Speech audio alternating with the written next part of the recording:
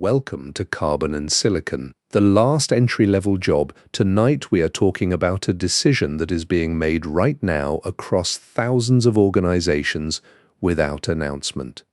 It is made in planning meetings and budget reviews. It is made when a firm decides how many first years to hire this cycle. When a company decides not to backfill the entry-level position that opened up. When a team restructures work so that AI handles the intake and a junior employee reviews the output, instead of doing the foundational work themselves, each of those decisions is individually defensible. The aggregate of them is something different. The question tonight is not whether AI will take your job. That is a real question addressed elsewhere by people better positioned to answer it than we are. This question is more structural. It is about what happens to expertise when the work that produces it is quietly being removed from the pipeline. And what that costs, not now, but in a decade, when the shortage is visible and the ramp back up takes longer than anyone planned for. The arithmetic is not complicated. It is already running. Imagine you're a hiring partner at a law firm in 2035. You need to make a senior associate, someone who can run a deal, try a case, build a litigation strategy from scratch, someone who spent years doing the foundational work, the discovery review, the brief writing, the supervised preparation that slowly forges judgment under pressure. That is how lawyers become lawyers. That is how they always became lawyers. You find that the bench is thin, not because the candidates are unqualified, not because law schools stopped teaching.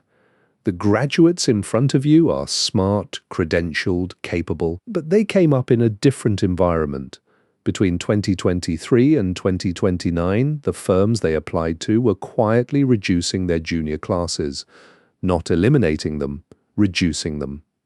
In quarterly planning meetings where the question was whether the firm really needed as many first years this year, given what the AI could do now.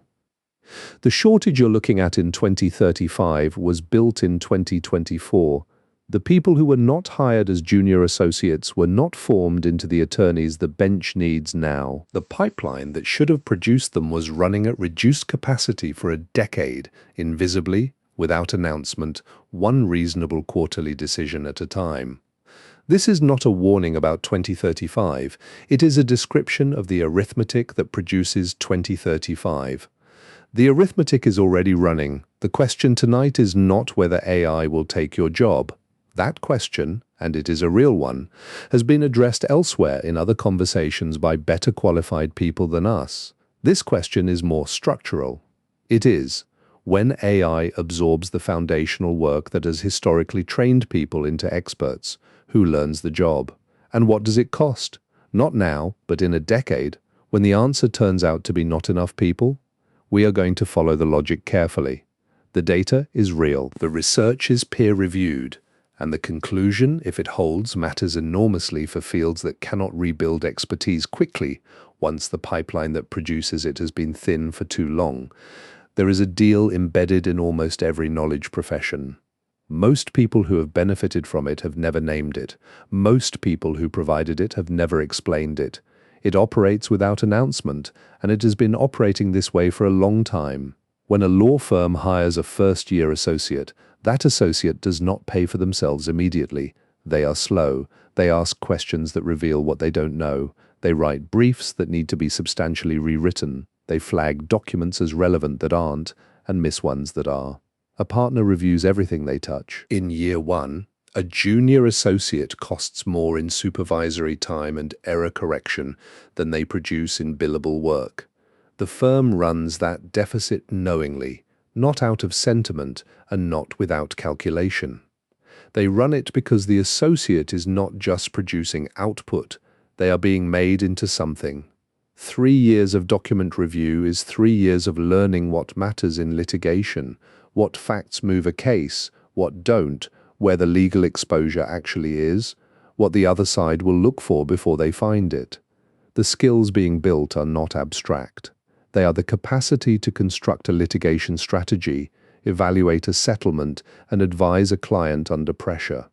The output, the reviewed documents, the drafted briefs, is a byproduct, The training is the product. This deal exists across knowledge work in different forms, in almost every field where expert judgment is the valuable thing. A junior software engineer writes CRUD applications. Create, read, update, delete, the plumbing of nearly every web application ever built.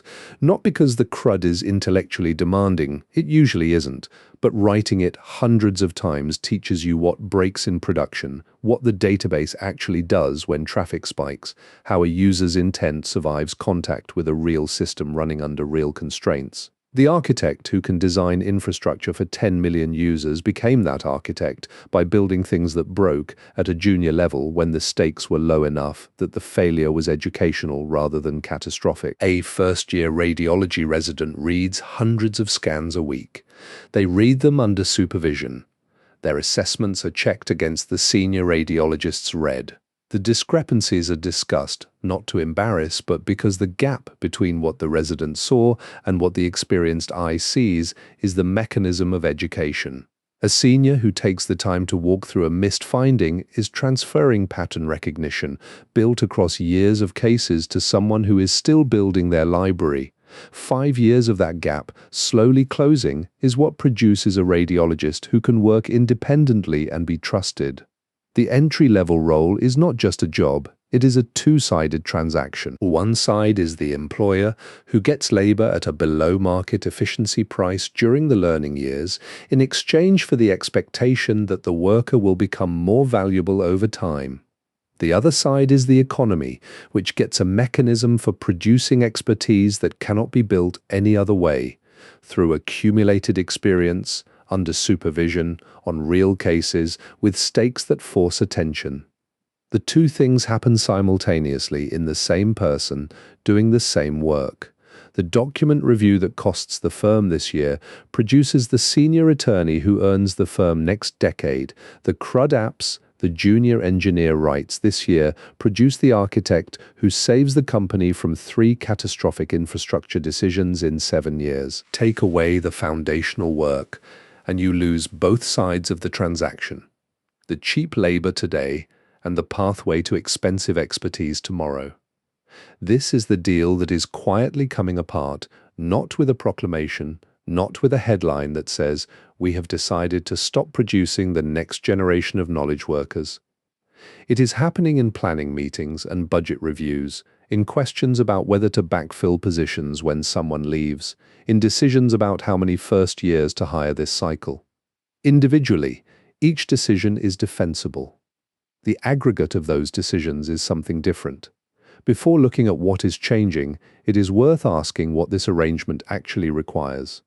The two-sided transaction works when 3 conditions hold simultaneously. First, the foundational work has to be real work, not simulated, not training exercises or case studies. The feedback that builds expertise comes from real stakes, real cases, real consequences for getting it wrong. A junior associate who reviews documents in a mock litigation exercise is not building the same pattern library as one who reviews documents in a case where the wrong call affects a client and gets corrected by a partner who is also responsible for the outcome. The stakes are the signal. Second, there has to be supervision. Not close management of every decision, but the availability of expert correction. The feedback loop that closes the gap between what the junior worker sees and what the experienced worker sees requires an experienced worker to compare against. That correction, accumulated over years, is what accelerates development beyond what self-directed learning can achieve. Third, there has to be enough volume. Deliberate practice requires repetition at the edge of competence. Occasional exposure to difficult cases builds some pattern recognition. Hundreds of cases, in varied presentations, under supervision with feedback, build the library that allows expert judgment to operate quickly and accurately. The training mechanism is dose-dependent. All 3 conditions are under pressure simultaneously. The work is becoming less real in the sense that the AI is performing the core cognitive task and the junior worker is supervising output. The supervision structure is changing because AI can do some of what the senior review used to do, but not the expert correction feedback loop. And the volume is declining because there are fewer junior positions, and each junior worker is handling more AI-assisted output per unit of time. The ramp still exists in most fields, but its gradient has changed. The pattern of AI adoption has a specific shape. Understanding it is necessary for understanding why the entry-level tier is under the particular kind of pressure it is. AI does not absorb jobs at random, it absorbs specific kinds of work first. Work that is high in information volume, low in physical variability, and describable clearly enough to be converted into a set of instructions. Work where the output can be evaluated cheaply, where right and wrong can be distinguished without a human expert in the loop every time. If you had to explain the task to a capable new hire on their first day in enough detail for them to do it, it is the kind of work AI can likely approximate. Document review is the clearest current example. In litigation, discovery involves reviewing potentially millions of documents, emails, contracts, memos, financial records, internal communications, and classifying their relevance to a case. The volume is high, the task is repetitive. The criteria for relevance, while sometimes subtle, can be specified precisely enough for a machine to approximate. AI legal research and review tools now perform first-pass discovery at a fraction of the cost of a first-year associate doing the same work. The accuracy rates for standard classification tasks are competitive with junior attorney performance. Not perfect, competitive. Law firms are not firing partners. They are not releasing senior litigators or experienced transactional attorneys. They are hiring fewer first years. The document review work still gets done. The junior class that would have done it is smaller. Entry-level software development has followed a similar arc. AI code generation tools have compressed the time required to write boilerplate, scaffold web applications, generate unit tests, and produce the workmanlike code that constitutes most of what junior developers do in their early years.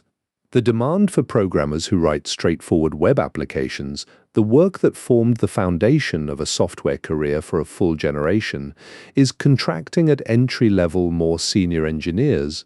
Those who design systems and make architectural decisions are more protected. Their work is less describable, more contextual, more dependent on judgment built over years. MIT economist Daron Acemoglu noted in his 2024 analysis that mid-level generalist programmers, those who write functional code but do not design systems, may face more direct substitution pressure than either the most junior workers or the most senior. The floor and the ceiling are more secure than the middle. The middle is where most people spend most of their careers. Customer service is the third major category, and among the most visible to the general public. The majority of customer service interactions are variations on a finite set of questions that can be answered from a structured knowledge base. A customer wants to know the status of a return, why an automatic payment failed, whether a plan includes a specific type of coverage. These interactions have always been high volume and low novelty. That is precisely why they were routed to entry-level workers in the first place. They are also precisely the kind of interaction AI handles well. Classifiable intent, answerable from a database, success measured by resolution AI chat agents deployed by major banks, retailers, and telecommunications companies now handle significant portions of this volume. The approximately 2.8 million US customer service positions most directly exposed are not disappearing overnight, but the headcount has stopped growing in proportion to customer base, and in some organizations is contracting. Medical imaging sits in a more complex position, but it illustrates something important about the pattern. Geoffrey Hinton, the computer scientist who later received the Nobel Prize for his foundational work on neural networks, said publicly in 2016 that people should stop training radiologists now. He predicted AI would outperform human radiologists within 5 to 10 years. He later acknowledged in emails to reporters that he spoke too broadly, that he meant only specific image analysis tasks, and that he was wrong on the timeline. Radiologist employment has not collapsed. AI is now used to prioritize scan queues, flag anomalies, and assist with routine report language. But fully autonomous diagnostic AI faces steep legal and regulatory barriers. Only licensed physicians carry liability for a diagnosis, and insurers and regulators have been reluctant to permit software to produce diagnostic reports without physician oversight. The job did not end. It changed. What the radiology case illustrates is the pattern. Automation absorbs the high-volume, describable tier of a profession, and the profession reorganizes around the judgment-intensive, legally accountable, contextually complex tier. That reorganization can work, but it only works if the people doing the judgment-intensive work were formed by doing the volume-intensive work first. The radiologists who exercise expert judgment on the difficult cases that AI cannot confidently classify were trained over years by reading the ordinary cases that AI now handles first. When the ordinary cases go away, the pipeline that produces people who can read the hard ones narrows with them. The field adapts, but the training mechanism that made adaptation possible was built before the automation arrived. There is a useful framework for seeing all of this at once. MIT economists Daron Acemoglu and Pascual Restrepo developed a task-based model of labor markets. In their framework, a job is not a single thing. It is a bundle of tasks, each of which can be performed by either a human or a machine. When automation expands, it expands the set of tasks machines perform. This creates two simultaneous effects: a displacement effect, where labor loses tasks it previously held, and a reinstatement effect, where new tasks emerge in which human labor has a comparative advantage. The critical point for the current moment, the tasks being displaced by AI are not distributed randomly across experience levels. They are concentrated at the entry tier. The tasks that are most describable, most volume-intensive, and most evaluable without expert supervision are the tasks that have historically defined early career work. AI absorbs the floor of knowledge work precisely because the floor is what AI is best suited to absorb. What is left when the floor is absorbed is not a complete ramp.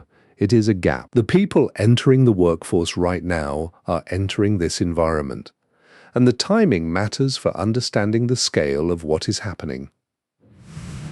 The Yale Budget Lab, which tracks AI's effect on the US labor market using monthly current population survey data, published a finding that has received less attention than it warrants. In the occupations most exposed to AI substitution, early career employment, workers under 30 in those fields declined by 16% between late 2022 and late 2025. The overall labor market over the same period was largely stable. The divergence between entry-level employment in AI-exposed sectors and the broader economy is specific and measurable, 16%, over 3 years. In the specific roles where young workers start, in July 2025, youth unemployment in the United States was 10.8%. The overall rate that month was 4.3%. A gap between youth and overall unemployment is normal. It exists in every economic environment because young workers are newer and take longer to find stable footing. What is being tracked is whether the gap is widening in specific sectors and whether the widening correlates with AI deployment. The data through early 2026 suggests it does. Entry-level job postings in the US have declined by approximately 35% since 2023. The decline is concentrated in white-collar knowledge work, the administrative positions, the customer service roles, the junior paralegal and entry-level technology jobs. Goldman Sachs economists reported in April 2026 that AI-related technology displacement is eliminating approximately 16,000 US jobs per month. Gen Z workers, who are disproportionately concentrated in the roles most exposed to AI substitution, are taking a correspondingly disproportionate share of the impact. The people who run the institutions that prepare students for these roles are paying attention. A survey conducted ahead of the 2026 Yale Higher Education Summit found that 41% of college and university presidents reported being highly concerned about the vulnerability of entry-level white-collar roles. These are administrators of institutions whose fundamental purpose is to produce workers who can enter and thrive in knowledge professions. Their concern is not about whether graduates are prepared. It is about whether the roles that graduates historically stepped into and learned from are going to be there in the volume they need. Jeffrey Sonnenfeld and his colleagues at the Yale Center for Leadership Studies wrote in April 2026 that hiring entry-level workers is a bet on the future. Companies extend that bet when they have confidence in a long-time horizon, when confidence in the near term is shaken by economic uncertainty, by rapid capability change in the tools, by genuine uncertainty about what the headcount picture looks like in 3 years. That particular bet is the easiest to defer. Entry-level hiring is optionally postponed in a way that experienced hire decisions are not. There is one detail in the distribution that deserves to be named. Approximately 86% of workers in the most vulnerable job categories are women, concentrated in administrative support, customer service, and clerical roles. These are not peripheral categories. For a significant portion of women in the workforce, particularly those without 4-year degrees, they represent the available pathway into stable employment in the knowledge economy. When those categories contract, the effect is not gender neutral. The specific people who bear the cost of this transition are not distributed evenly across the population.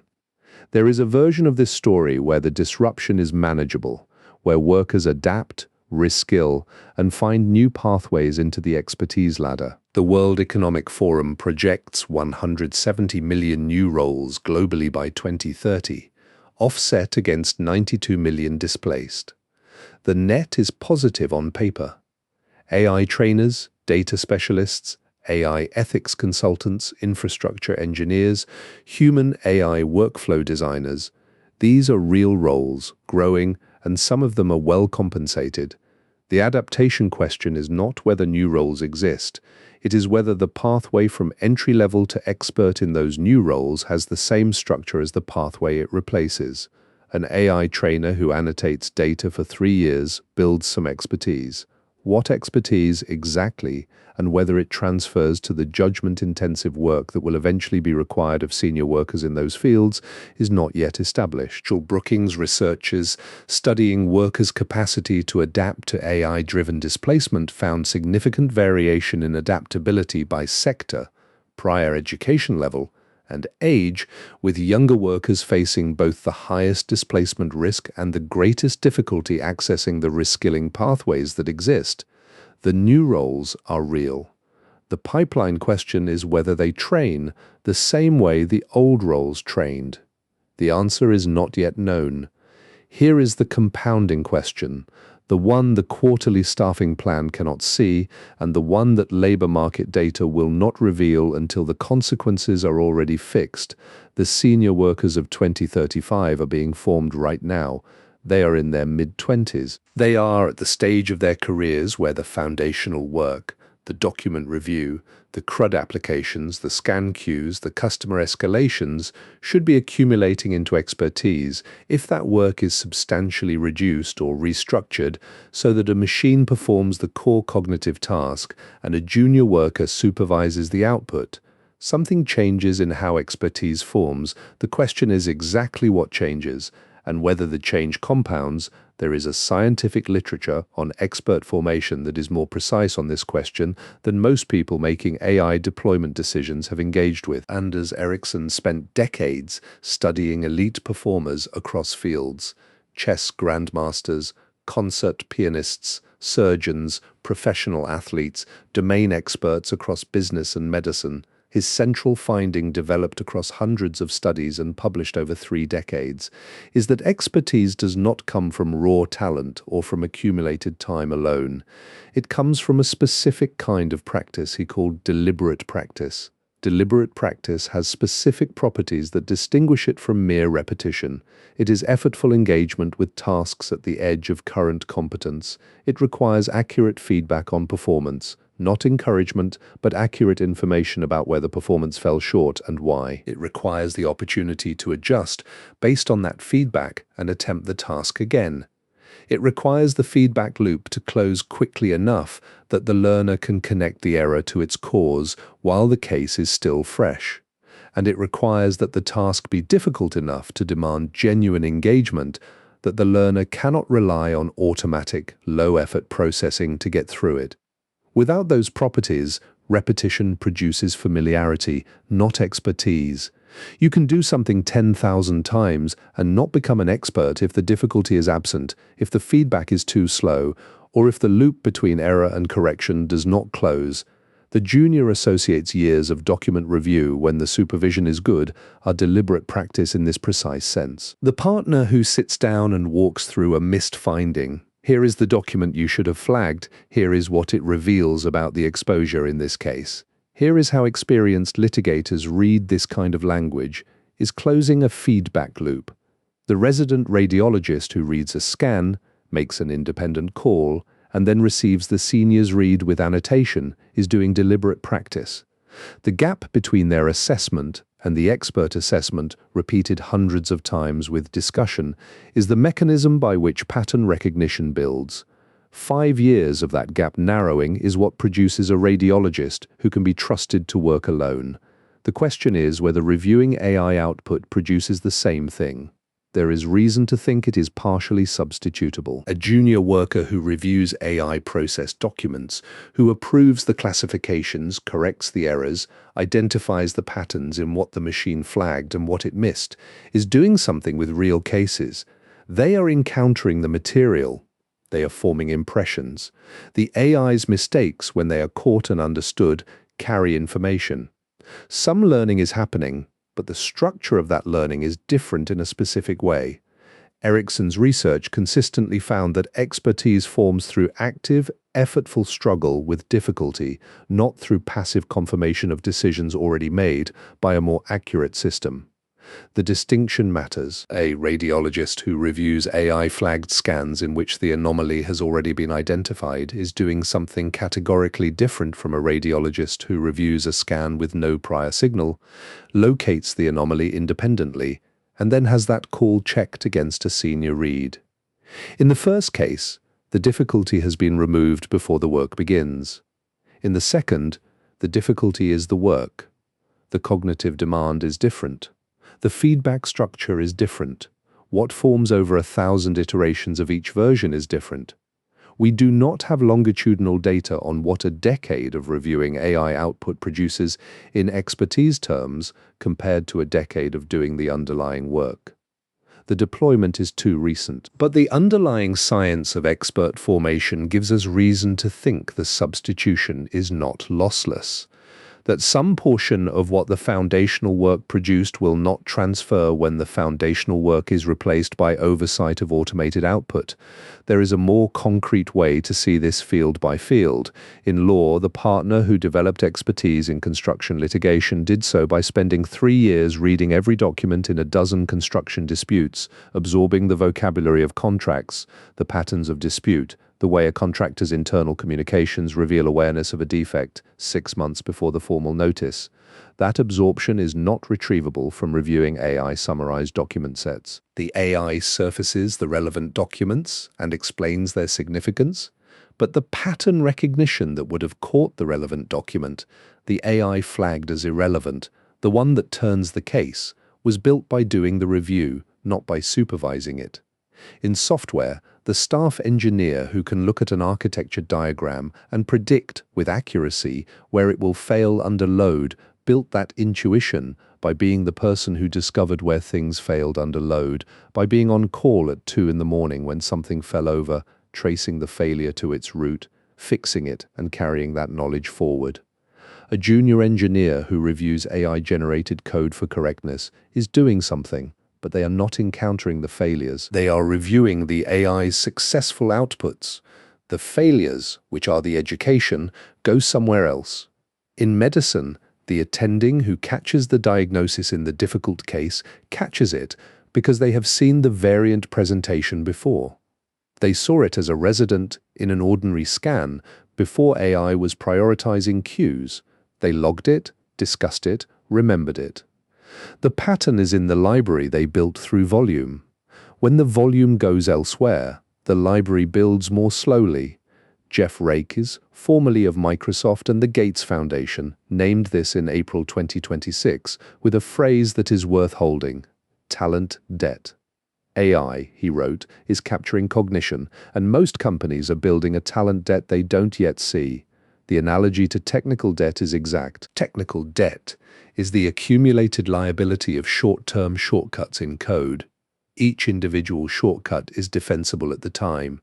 Each adds a small future maintenance cost. The aggregate over years produces systems that are increasingly brittle and expensive to change. Talent debt is the same mechanism in a workforce. Each reduction in the junior class is defensible in the quarter it happens. Each one adds a small future deficit to the mid-level bench. The aggregate over a decade produces a workforce that is thinner than the work requires in fields that cannot quickly replenish depth once it has been lost. The debt accumulates invisibly while the savings are visible. That asymmetry is what makes it so easy to run. Andrew McAfee, the MIT economist who has studied AI's effects on work for over a decade, said in May 2026 that automating Gen Z entry-level roles at current rates could backfire at scale. Not because the work is sacred, not because junior document review has intrinsic value as an activity, but because the training function embedded in that work is being treated as a cost to be cut, when it is actually an investment whose return is realized on a longer horizon than any quarterly planning process can accommodate. The pipeline from first-year associate to capable senior attorney is roughly a decade. From junior engineer to staff engineer, 6 to 8 years. From radiology resident to attending, 5 to 7. When you reduce the inputs to a pipeline, the output falls on a delay equal to the length of the pipeline. The delay is what makes the problem easy to defer, and the length of that pipeline is what makes it structurally difficult to fix quickly once it becomes visible. This has happened before, in pieces. Not exactly in this form, but in ways that clarify what determines whether automation disrupts the training pipeline or leaves it intact. The variable that matters is whether the automation expands the total scale of the activity or merely replaces a fraction of it at lower cost. Start with the cases that went well. The ATM was introduced in the United States in the 1970s. By 2019, approximately 400,000 were installed and running. By every prediction at the time, the bank teller should have been eliminated. The machine did everything a teller did for a routine transaction. Faster, cheaper, without error, continuously. Bank teller employment did not fall. It doubled. In 1970, roughly 250,000 bank tellers worked in the United States. By 2019, approximately 500,000 did. The mechanism was not complicated. ATMs reduced the cost per transaction, which reduced the cost of running a bank branch, which made it economical to open branches in more locations. More branches required tellers, not for transactions, but for the judgment-intensive and relationship-dependent work that the machine could not do. The number of tellers per branch fell from roughly 20 to 13 between 1988 and 2004. But branch count grew faster than per branch headcount fell. Net employment expanded. The spreadsheet arrived in offices in 1979 with VisiCalc. It should have ended accounting. The computation, the reconciliation, the variance analysis that had required entire departments with adding machines. A single person with the right software could handle it in an afternoon. The profession should have contracted sharply. The number of accountants in the United States grew by approximately 75% in a decade, from roughly 299,000 in 1979 to 524,000 by 1989. Accounting was among the fastest-growing industries of the 1980s. The spreadsheet eliminated the drudgery and made financial analysis affordable for firms that could not previously justify the labor hours. Demand for accountants who could interpret and advise, not merely compute, expanded faster than the computational task was absorbed. The training pipeline remained intact because the work remained transformed. The wire service reporter is the case that did not go that way, and it is the closest structural analogy to what is happening now. In the early 2010s, before generative AI, before the current wave, narrow AI systems began producing templated journalism, earnings summaries, sports score recaps, weather alerts, highly structured text generated automatically from structured data. This was not creative work, it was pattern following at scale. It was also exactly the work that young journalists did in their early years, before they moved to beats and features and investigations that required more judgment. When those assignments went away, the pipeline thinned. Entry-level positions at wire services and regional papers contracted. The work still appeared, generated by software, indexed, distributed. The labor producing it was largely gone. The problem was not output quality at the templated tier. Automated financial reporting is, by some measures, more consistent and faster than human wire reporters were. The problem was structural. The mechanism that turned young reporters into experienced journalists was narrowed. The cohort that followed entered a market with fewer places to start, and the path to experienced news work became harder to see. The difference between the ATM and the wire service case is the elasticity of demand. When ATMs made banking transactions cheaper, people interacted with banks more. More accounts, more branches, more transactions.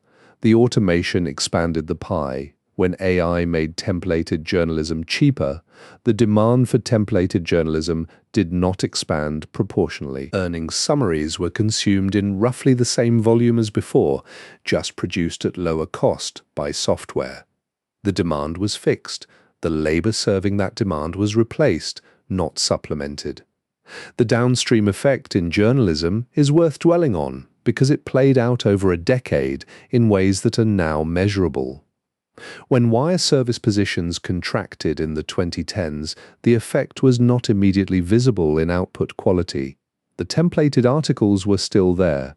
The journalism continued. The disruption was in the pipeline. The reporters who would have spent 2 or 3 years writing earnings summaries and sports recaps at a regional wire desk, building the discipline of deadline work, developing sources, learning how to move from a press release to a sourced story in 40 minutes, did not spend those years at that desk. They either found other entry points or they did not enter the profession. A decade later, mid-tier journalism is measurably thinner, not the flagship publications, which were always relatively small by headcount and selective by hiring, the regional investigative capacity, the beat reporters who cover City Hall, county courts, state agency regulation, the reporters who would have spent years in wire desks and regional outlets, building toward the expertise that makes consequential local journalism possible. That layer is thinner than it was, and the thinning correlates with the contraction of the entry-level tier that used to fill it. This is speculative in the causal sense. Multiple factors affected journalism over this period, and the wire service contraction was one among several. But the structural argument is sound, and the pattern is visible. When you narrow the on-ramp, you thin the road it leads to. The question for current AI deployment in law, software, and customer service is which model applies, and in most of those sectors demand is not obviously expanding in proportion to how cheaply the core tasks can now be done. Law firms are not doing more litigation because discovery is cheaper. They are doing approximately the same litigation with fewer people. That is the wire service pattern, not the ATM pattern. When a task that entry-level workers have historically performed can now be performed by an AI system, firms face a choice. Most are making this choice without explicitly naming it as a choice path 1. Reduce headcount at the junior level. The task gets done, costs fall, the quarterly numbers improve. The training function embedded in doing the task contracts or disappears. Workers are expected to acquire expertise through some other means, or the expectation that they will become experts at all is quietly abandoned. Path 2. Restructure the junior role. Maintain headcount, but change the work. Junior workers manage AI output, handle exceptions, develop judgment by engaging with cases the machine processed rather than by processing them independently. The training function continues in modified form. Expertise formation is slower and different in character, but it persists. Both paths exist. The question of which is more common matters for the pipeline. The evidence for path 2 is real and worth taking seriously. A randomized controlled trial involving more than 5,000 customer service agents at a US technology company provides the clearest data point. Researchers introduced AI assistants, a system that surfaced relevant knowledge base entries in real time during service calls, and measured the effect on output. The impact was not uniform. Top performers, the experienced agents who already knew the knowledge base, saw minimal benefit. They already had the information. The bottom quartile, the newest agents, the least experienced, those with the thinnest pattern library, saw throughput increase by 35%. The AI gave inexperienced workers access to the accumulated knowledge of experienced workers. It functioned as an accelerant for learning, not a substitute for it. That deployment model kept entry-level workers in the work, changed what they were doing, and potentially accelerated their development. The ramp still existed. It was restructured, not removed. Not every firm has chosen Path 1. Salesforce Chief Executive Mark Benioff announced in April 2026 that his company would hire 1,000 new graduates, a deliberate countersignal to the prevailing trend. His argument, the human judgment, creativity, and relational work that AI cannot replicate, will be more valuable, not less, as the tools become more capable. The firms that invest in developing that capacity now will outcompete the firms that cut it. That argument may be correct, time will tell. There is also an economic argument for maintaining the pipeline that goes beyond altruism. The value of AI assistance is partially a function of the human expertise it is augmenting. When you cut the entry-level tier, you reduce the population that can grow into the experienced tier that makes AI tools most valuable. The investment in junior workers is, on this view, partially an investment in the future returns from AI augmentation. You cannot have senior workers who get substantially more output from AI if you stop hiring the junior workers who become senior workers. The problem is that Path 1, the substitution model, is the dominant choice being made across the economy. Daron Acemoglu's research, the work for which he shared the 2024 Nobel Prize in Economics, examined the macroeconomic effects of AI adoption. His paper on the simple macroeconomics of AI found that firms are currently deploying AI primarily for labor substitution, replacing workers rather than labor augmentation. The firms choosing the restructuring model are documented exceptions. They exist, they are not the norm. The incentive structure that produces this outcome is not complicated. Cutting labor costs produces a measurable, immediate, attributable result in the next quarterly report. The cost of eliminating the training function, a thinner mid-level bench in 5 years, a smaller senior cohort in 10, does not appear on any balance sheet this year. It is a diffuse, long-horizon cost distributed across the firm's future operations. The savings from cutting the junior class are specific and immediate. Every firm that eliminates its junior class is, in some sense, free-riding on the training investment of firms that don't. The firms that continue to invest in entry-level hiring bear the cost of developing talent that competitors can hire away. The equilibrium this produces, if enough firms adopt Path 1, is a market-wide underinvestment in the pipeline. The PwC AI Jobs Barometer, published in 2025, found that wages are rising nearly twice as fast in industries most exposed to AI as in those least exposed. This finding circulates as evidence that AI is broadly good for workers.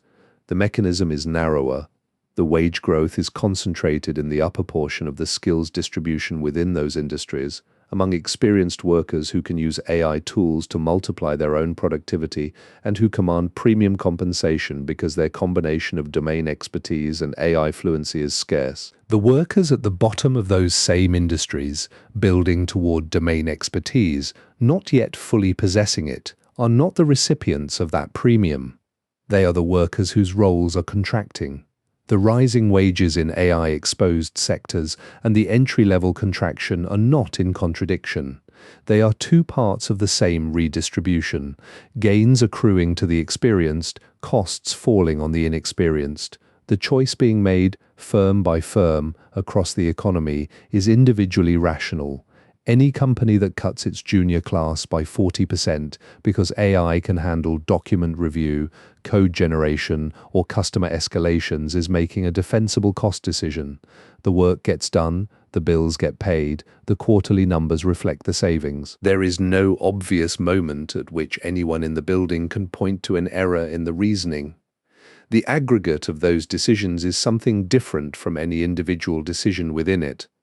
When the junior tier in a sector contracts significantly, not disappears, but contracts, the pipeline that produces senior workers in that sector is thinner a decade later, not empty.